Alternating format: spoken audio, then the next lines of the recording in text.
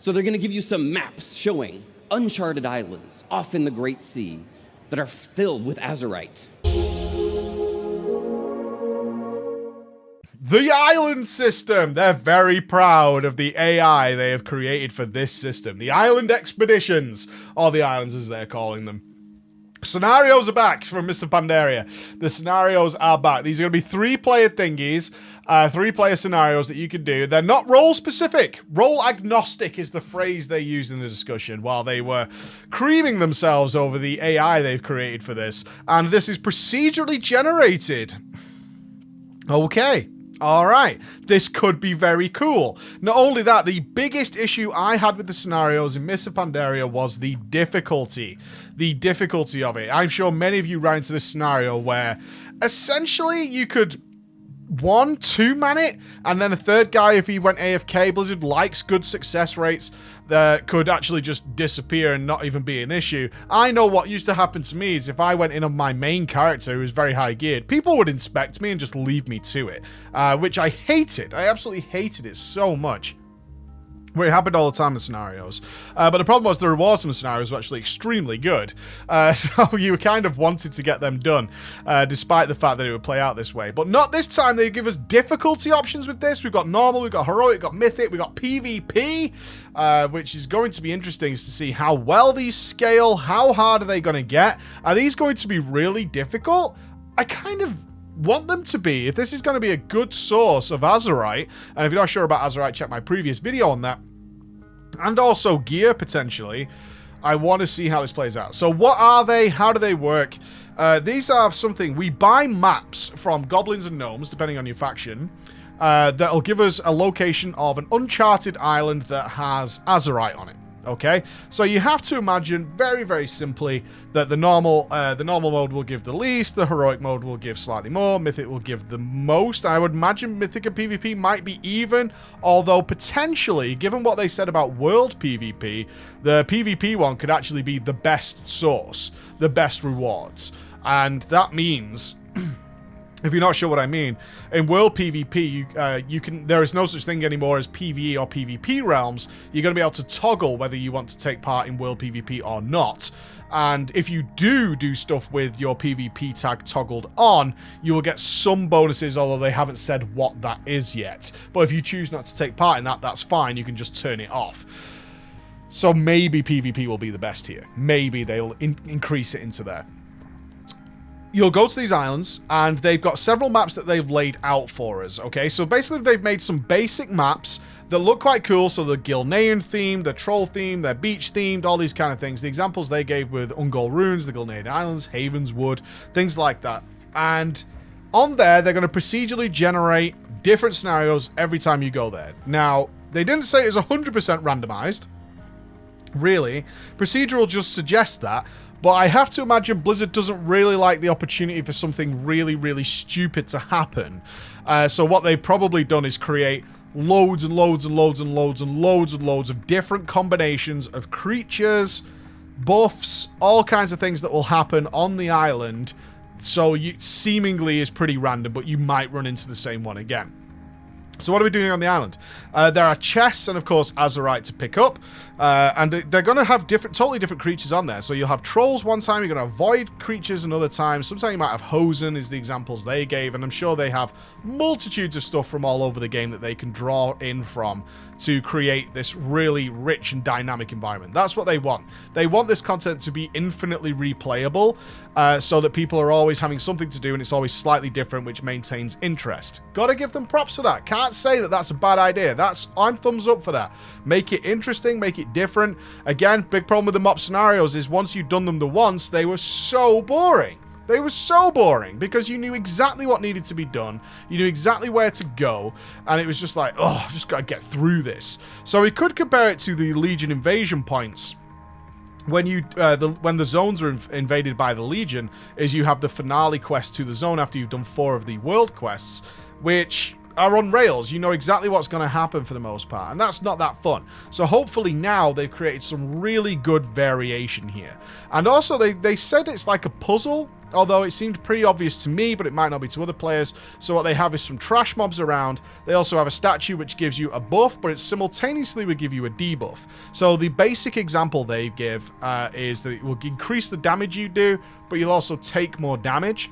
But they've also given you some consumables. In this case, it was a starfish that you could throw at the boss-style enemy, which would stun it. So what you could theoretically do is clear the trash, get yourself a damage buff, throw the starfish at the boss enemy, and then zerg it down as fast as possible so that the damage taken debuff doesn't actually come into play.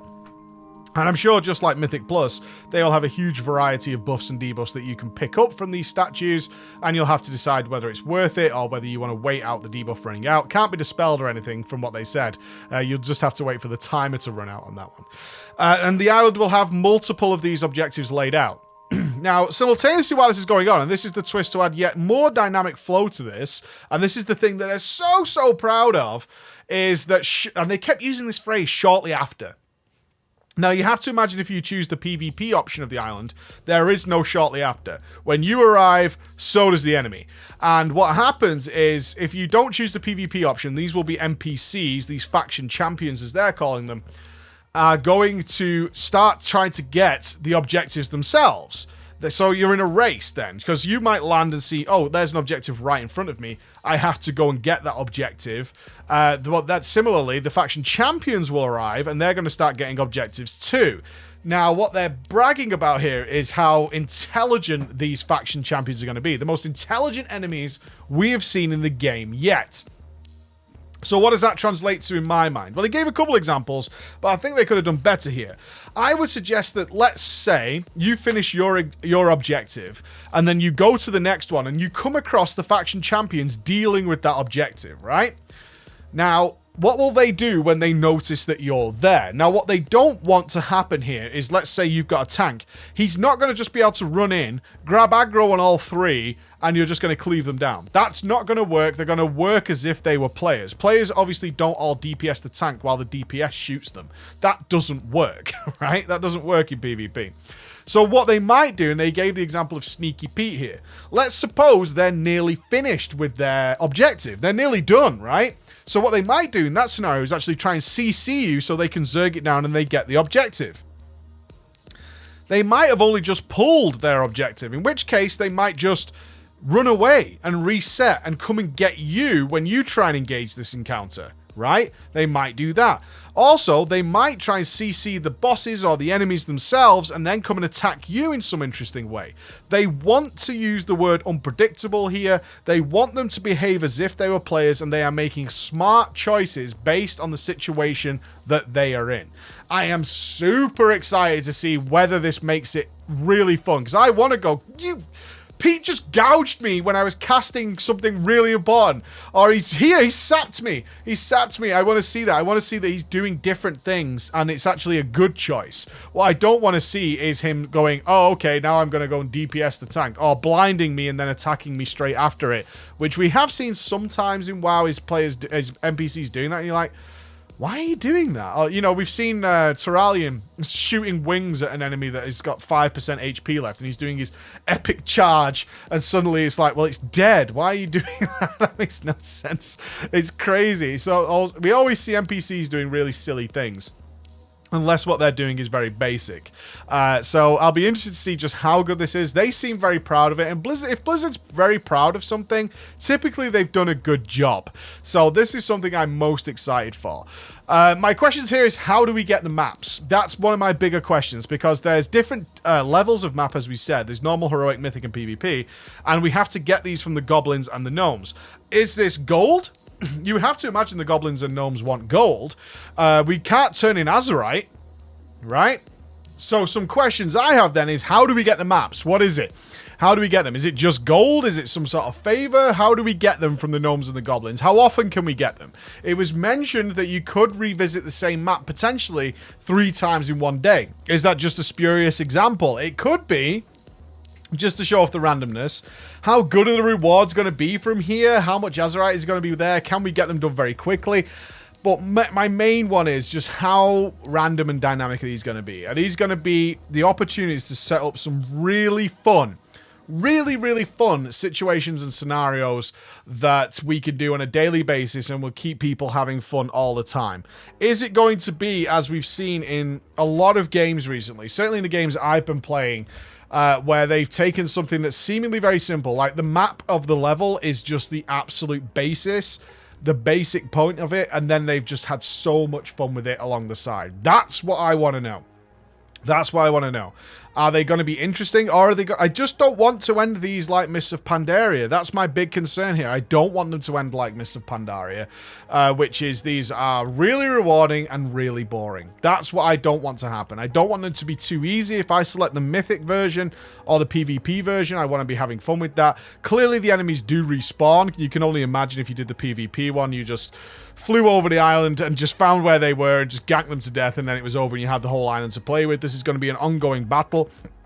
They're aiming for 15 to 20 minutes per scenario. Can that go on for a long time? Can we create some of those, not AV style, but you get the idea, long battles where there was just a war on this island, an absolute war on this island to get these done? How long do you have to wait to respawn if you're a player in the PvP one? I know most people stick to the PvE anyway, but you get the idea. If we do kill the faction champions, how much grace period does that buy us? Or is it a case of it's worth ignoring them? That's the balance they've got to achieve. Like, oh, they're doing that objective, let's just go and do the other ones. While they take care of that, we can clear the other ones and not even have to bother with them. Is there bonuses to dealing with them? If they respawn after 30 seconds, is it worth it? Those are the kind of questions I want to see. I can't wait to get my hands on it and play around with it and see what it's got going for it. But I'm down with it. I'm down with dynamic content that keeps coming and coming and coming and providing something different every single time. It's what I've loved about the Mythic Plus dungeon system. It took something very simple, add some twists to it. That's all it takes to keep it very fresh. I'm down with it.